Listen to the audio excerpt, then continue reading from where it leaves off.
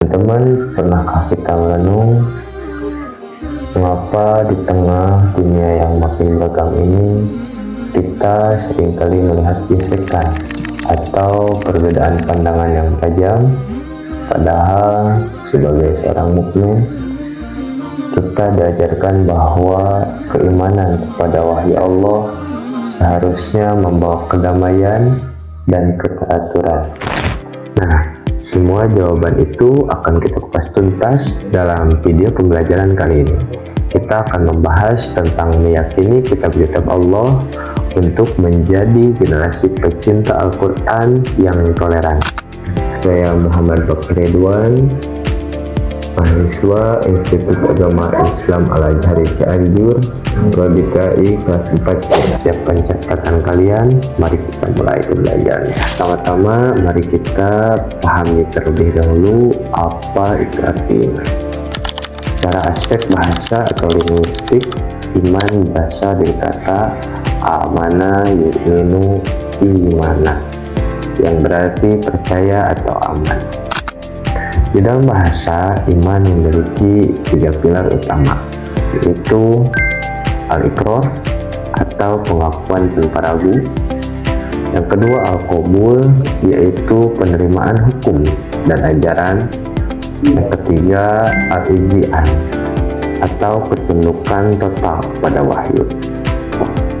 Secara teologis, iman tidak boleh terpisah dan harus mencakup 3 dimensi yang utuh, yaitu tasdikun bil qalbi atau meyakini secara penuh di dalam hati, iqrarun bil lisan, yaitu mengucapkan dan diikrarkan dengan lisan, atau amalun bil arkan, yang berarti dibuktikan melalui tindakan dan perbuatan kita sehari-hari. Lalu apa hakikat dari iman kepada kitab Allah?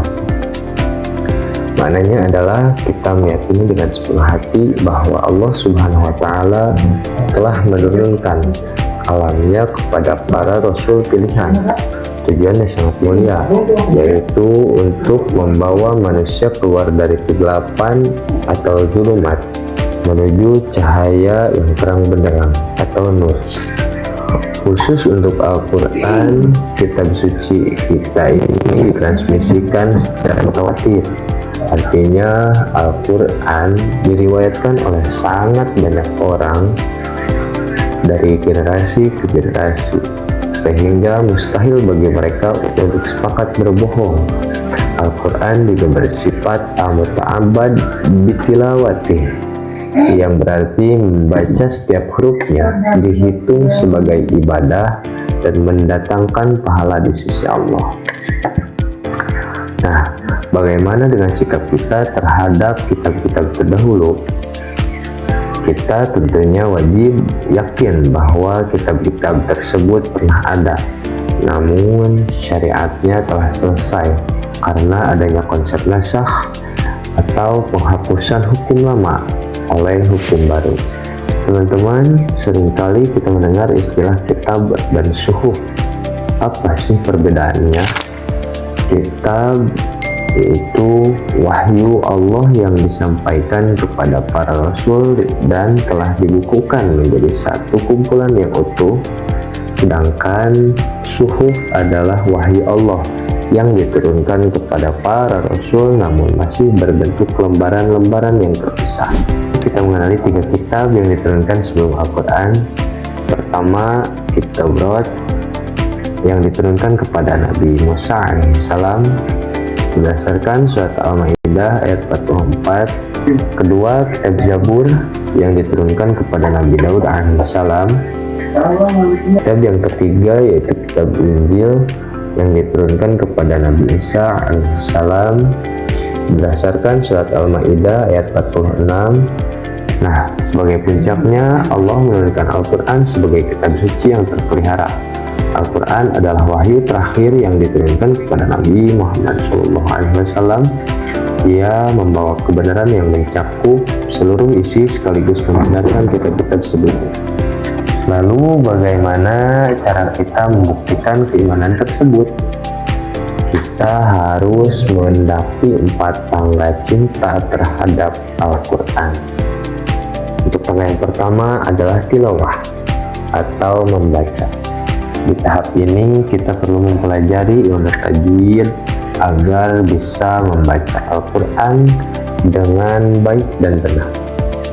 Tangga kedua adalah fahman atau memahami, yang bisa kita lakukan dengan rajin membaca terjemahan serta aktif mengikuti majelis-majelis kajian Al-Quran. Untuk tangga yang ketiga adalah tadabbur atau mentadaburi. Kita merenungkan maknanya lebih dalam guna membangun kesadaran diri agar hati kita terdorong untuk mempraktikannya. Dan tangga tertinggi adalah amalan atau mengamalkan. Kita menjadikan nilai Al-Quran sebagai cerminan perilaku kita sehari-hari. Ingat teman-teman, tanpa diamalkan, Al-Quran tidak akan bermakna secara maksimal dalam hidup. Keimanan kepada kitab Allah juga menuntut kita untuk hidup yang harmonis di tengah perbedaan. Rasulullah SAW memberikan keteladanan yang luar biasa saat membangun kota Madinah melalui kesepakatan Piagam Madinah. Dalam piagam tersebut, seluruh warga Madinah termasuk ahli kitab diberikan hak dan kewajiban yang setara tanpa ada diskriminasi. Sejarah mencatat, para pemimpin Islam sesudah Nabi tidak pernah memaksa ahli kitab untuk masuk Islam. Di era modern ini, kita bisa mewujudkan konsep moderasi tersebut melalui dua hal. Pertama, fokus mencari titik temu persamaan, bukan malah memperbesar jurang perbedaan di antara umat beragama. Kedua, diwujudkan lewat perilaku nyata sehari-hari, yaitu dengan saling menghargai perbedaan, saling menghormati, serta bekerja sama dalam membangun masyarakat yang damai. Sebagai kesimpulan, meyakini kitab Allah artinya menjadikan Al-Quran sebagai pemandu hidup kita, sekaligus menjadikan diri kita sebagai rahmat bagi lingkungan sekitar melalui sikap toleransi yang indah. Mari menjadi generasi pecinta Al-Quran yang toleran. Terima kasih atas perhatian rekan-rekan semua. Semoga video pembelajaran ini bermanfaat untuk kita semua dan memenuhi nilai tugas mata kuliah media pembelajaran dengan baik.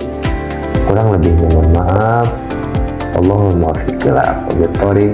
Wassalamualaikum warahmatullahi wabarakatuh.